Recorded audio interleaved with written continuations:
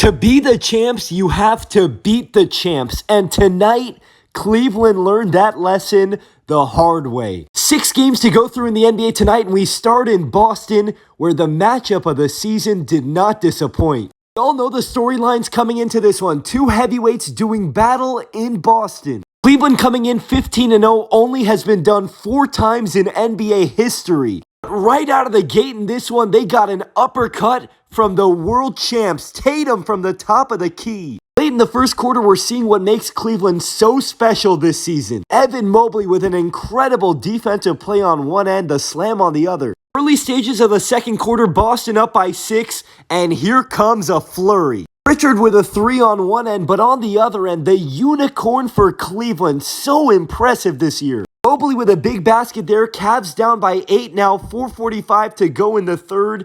And it's the G-Wagon out of the corner. But when you're playing the Boston Celtics, this is how quickly it can turn. Derek White for 3. Very next possession, Tatum's turn. Third quarter now, Celtics up by 17, starting to roll, and it can be so demoralizing. When they're starting to roll like this, it literally feels like every punch is a Mike Tyson uppercut. Cleveland would fall behind by 21 points, but all of a sudden it's an 8-point game, and here they come. Evan Mobley, the putback. Now it's a 6-point game, 2 minutes to go in the third, and Cleveland showing that they are in fact for real. To go from down by 21 to down by 2 in the same quarter is so impressive, but end of the third, Tatum, another one. Tatum showing up for the Celtics now, early stages of the fourth, Cleveland down by 6, it's their superstar's turn. Cleveland down by 5, 7:20 to go in the fourth, and again, the Cleveland defense. This is what makes this unit so special. They are so deep this season. Craig Porter Jr. cuts it to 2.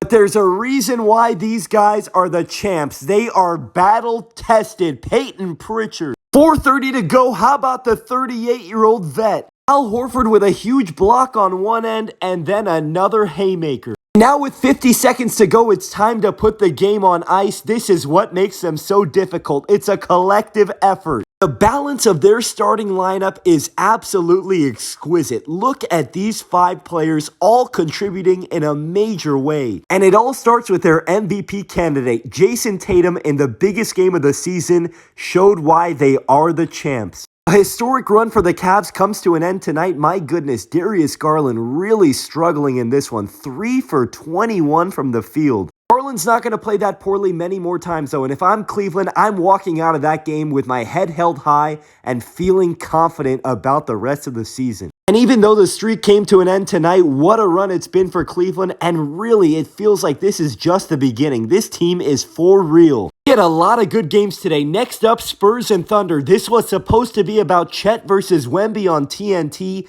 but instead, both of them had to miss this game. And early on, the Thunder defense making an impact. Shea pokes it away, Cason Wallace picks up the loose ball, and Aaron Wiggins hits the 3. In the first, Thunder up by 5. We're seeing the impact of having no bigs on the roster right now. Early in the second quarter, though, Thunder up by 7 and continuing to charge ahead. Number 1 seed in the West coming into this one, Dylan Jones, the rookie. Spurs down by 6, 2:40 to go in the first half. Keldon Johnson, step back 3. A minute later, here comes Johnson again. Watch your head, Shea. Spurs feeling great at this point. Stephon Castle, the rookie, right back to the hot hand. Keldon Johnson, sidestep triple. Early stages of the third, there is that interior presence that's lacking for the Thunder right now. Offensive rebound and putback, more points in the paint for Harrison Barnes. Spurs up by 13, building confidence, vet to vet, CP to Harrison Barnes. Now the Spurs defense showing up, and they're out and running. The rookie Castle to Charles Bassey. Spurs up by 21, early stages of the fourth. There was extra pep in the 39-year-old step. The end of this game got very interesting. Spurs only up by 6, and there is CP3 again, the legend. Moments later on the other end, Shea not letting his guys quit. Thunder down by 6, 26 seconds to go. Shea foot to the pedal,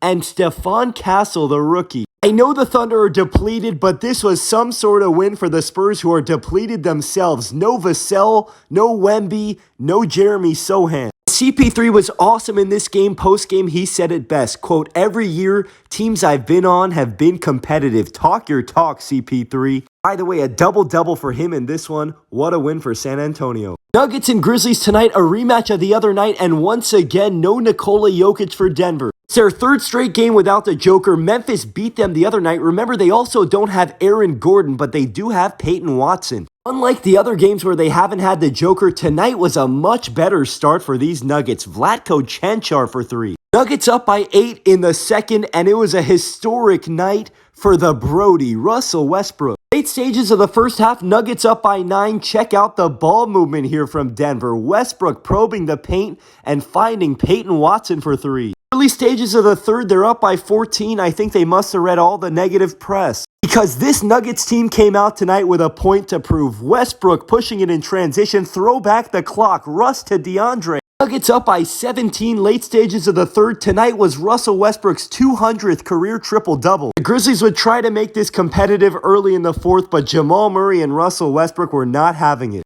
After the game, it's Russell Westbrook's 200th career triple-double, so he wants to take the game ball home with him. I don't blame him. He was magnificent in this one. Big-time win for the Nuggets without the Joker. And shout out to Jamal Murray, too. He was fantastic tonight. 27, 6, 4 rebounds, 3 steals, 2 blocks. As good as that Cavs-Celtics game was, a lot of people are going to be talking about this tomorrow. I'm going to make a full video about this on my page if you want to check it out, but Dalton Knecht looked like freaking Klay Thompson out there in his prime. Hornets and Nets tonight from Brooklyn, both teams coming off a loss. The Hornets lost their last one to Cleveland. Hornets with a hot start in this first quarter. LaMelo finding Brandon Miller up top. Hornets lead up to 12. Late stages of the first, their rookies. First round pick, Salwan for 3. Late stages of the second quarter, if there's one thing we know about these Brooklyn Nets this season, is they don't quit. Cam Johnson. Early stages of the third, the Nets are now up by 6. Simmons to Johnson again. All tied at 83, 35 seconds to go. Watch your head. Trey Mann with a slam. Early in the fourth, Hornets up by 4. Shot clock winding down. Trey Mann having himself one of those nights that we're getting accustomed to. This one would come down to the wire. Hornets down by 3, 2 minutes to go. Trey Mann again, no good, but he puts it back up and in. On the other end, Nets up by 2, a minute 15 to go. They go to the post up with Trendon Watford. He turns, he scores, and 1. Next possession, Nets up by 3. They go right back to Watford in the post, and if you notice,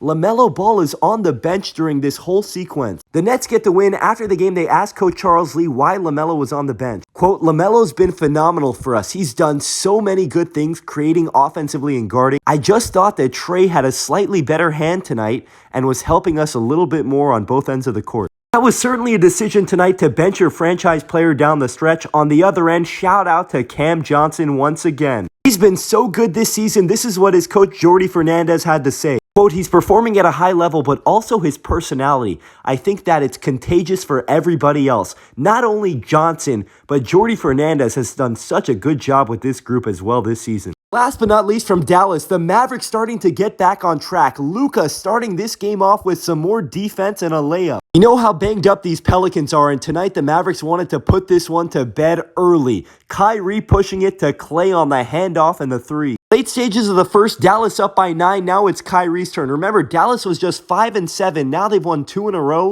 In the final stages of the first quarter, there are the new Mavericks. Najee Marshall to Quentin Grimes. Third quarter now, Mavericks in cruise control. This one was never in doubt. This would be their third straight win. Kyrie pulling up from deep. How about the new Mavericks additions tonight? Klay Thompson, 19 points, 5 of 9 from 3. Najee Marshall, 15 points, and the defense, 3 steals. And Quentin Grimes, 12 points, 8 rebounds, 3 assists. I continue to be a big believer in this Mavericks team. They are deep, and they had a great offseason.